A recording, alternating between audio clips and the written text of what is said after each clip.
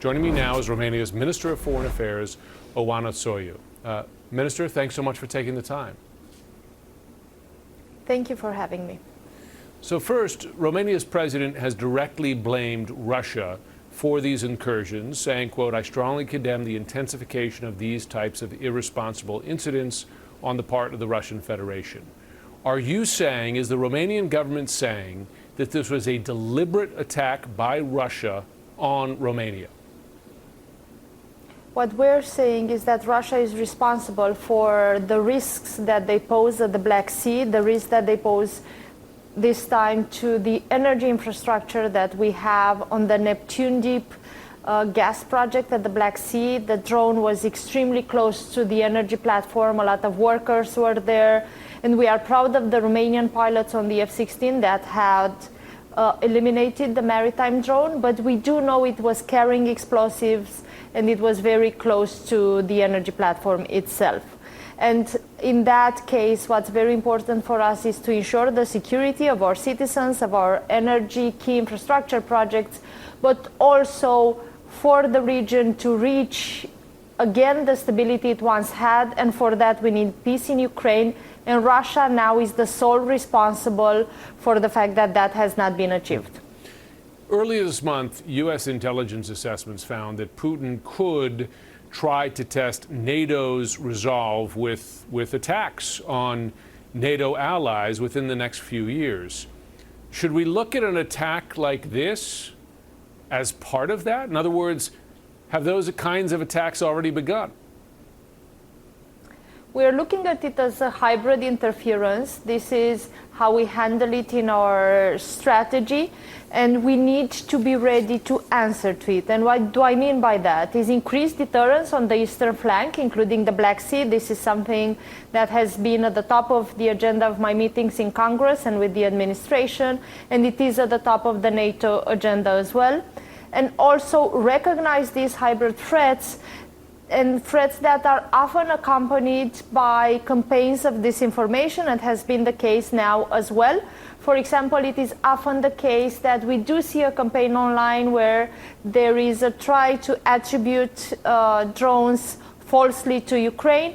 This time, we know it was not a Ukrainian drone because there is a direct channel between the Army of Romania and the armed forces of Ukraine to be able to identify these types of risks, but also because the radars and the visual sight of the drone from the F-16 planes was very clear in identifying the type of drone that was used.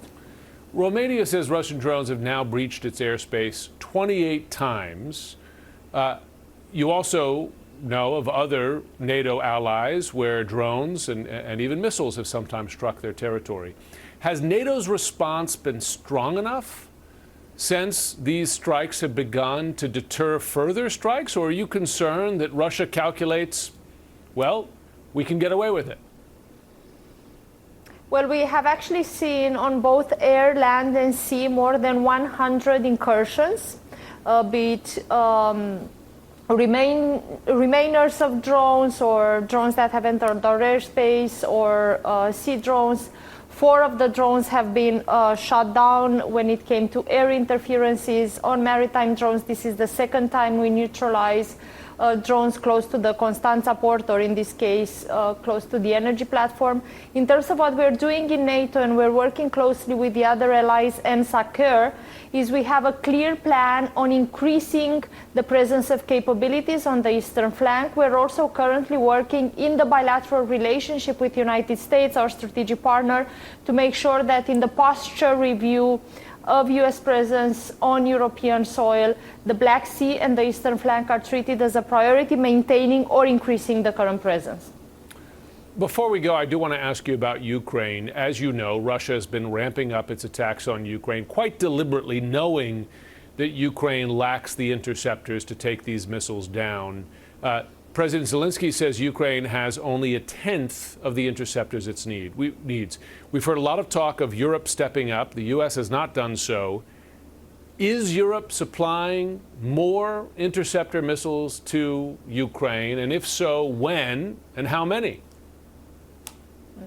At the beginning of the war, Romania was among the first countries to supply with a Patriot system. We're at this moment inside NATO and inside the European Union analyzing how we can support Ukraine with increased air defense.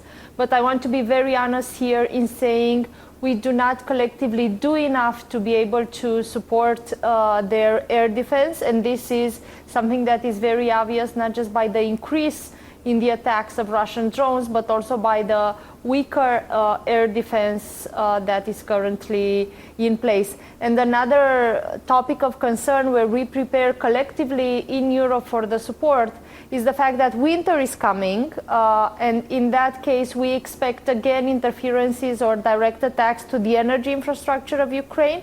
And that means that now through the summer, beginning of autumn, we need to prepare for that as well. And that for us means a better energy grid integration and also European Union support, including loan and financial level support. Oana Țoiu, Foreign Minister of Romania, we appreciate you joining the program and you're welcome back. Thank you for inviting Romania.